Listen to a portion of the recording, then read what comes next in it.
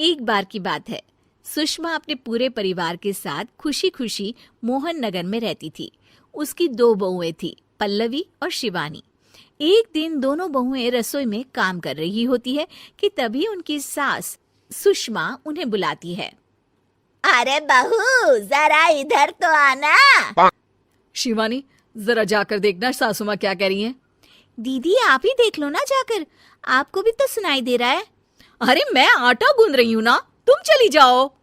हाँ तो मैं भी तो सब्जी काट रही हूँ ना दीदी।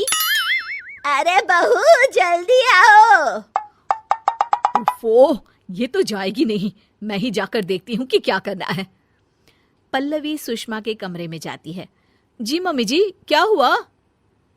शाम को घर पर कुछ मेहमान आने वाले हैं, तो तुम अच्छा सा खाना बना लेना बहू। ठीक है मम्मी जी, आप बता दीजिए क्या क्या बनाना है और कितने लोग आ रहे हैं। सुनील की मौसी जी और उनका पूरा परिवार आ रहा है। कुल मिलाकर 3 लोग और हमें मिलाकर हुए 9 लोग। तो अभी से ही तैयारी करना शुरू कर दो। और हाँ, घर की सफाई भी कर देना, हाँ, अच्छे से। जी मम्मी जी, सब काम हो जाएगा, आप चिंता मत कीजिए। पल्लवी शिवानी को घर में मेहमान आने वाले हैं इसके बारे में बताती है। क्या 9 लोगों का खाना बनाना होगा, घर की सफाई करनी है? बाप रे, सासू माँ ने तो हमें घर की नौकरानी ही समझ कर रखा है। ऐसा नहीं बोलते शिवानी, हम इस घर की बहू हैं और घर के काम करना हमारा फर्ज है। दीदी तो है ही सासू माँ की चमची, जब देखो सासू माँ सासू माँ। मैं तो इतना सारा काम नहीं करने वाली। शिवानी कपड़े लेकर गमला साफ कर रही होती है और चक्कर आने का नाटक करने लगती है। मेरा सर चकरा रहा है। तभी वहां पल्लवी और सासू माँ जाते हैं। अरे बहू, क्या हो गया तुम्हें? मम्मी जी, बहुत तेज सर में दर्द हो रहा है। तुम एक काम करो शिवानी, आराम कर लो। नहीं नहीं दीदी, घर में मेहमान आने वाले हैं, मुझे आपकी मदद करनी चाहिए। अरे कोई बात नहीं शिवानी, तुम आराम कर लो, मैं सब काम कर लूंगी। ठीक है दीदी, अगर आप इतना कह रही हैं तो आराम कर लेती हूँ। शिवानी आराम से अपने कमरे में मैगजीन पढ़ रही होती है। इसे कहते हैं आराम की जिंदगी। इतना सारा काम। चलो, सारा काम खत्म हो गया, शिवानी को देख आती हूँ। शिवानी अपने कमरे में ईयरफोन में गाने सुनते सुनते सो जाती है और उसके साइड में मैगजीन भी रखी होती है। पल्लवी वहां आ जाती है और वो सब देखती है। ओहो, तो मतलब सब काम चोरी का बहाना था। अभी बताती हूँ इसको। घर का सारा काम मुझे करना पड़ा और ये महारानी यहाँ मैगजीन पढ़ रही है, गाने सुन रही है। पल्लवी रसोई से एक प्लेट और चम्मच लेकर आती है और शिवानी को थाली बजाकर उठाने लगती है।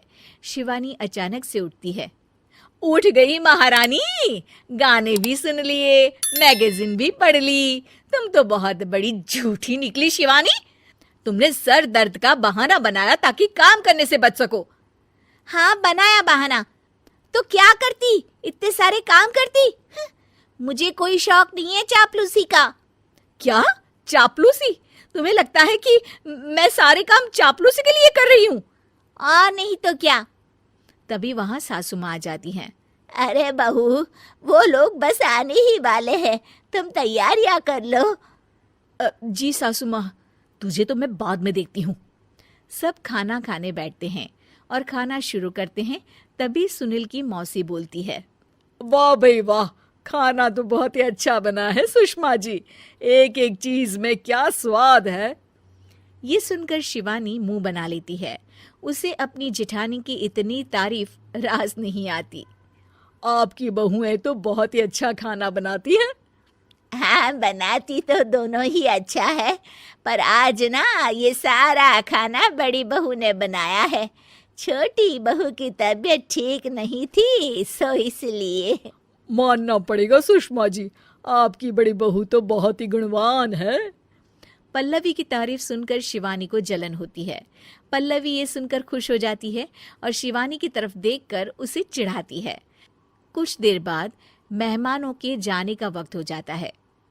मौसी जी सबके लिए उपहार लाई होती है। वो सबको शगुन के पैसे देती हैं और अंत में पल्लवी के पास आती है।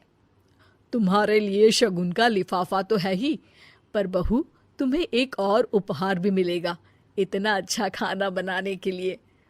मौसी अपने सोने के कंगन निकालकर पल्लवी को पहना देती है।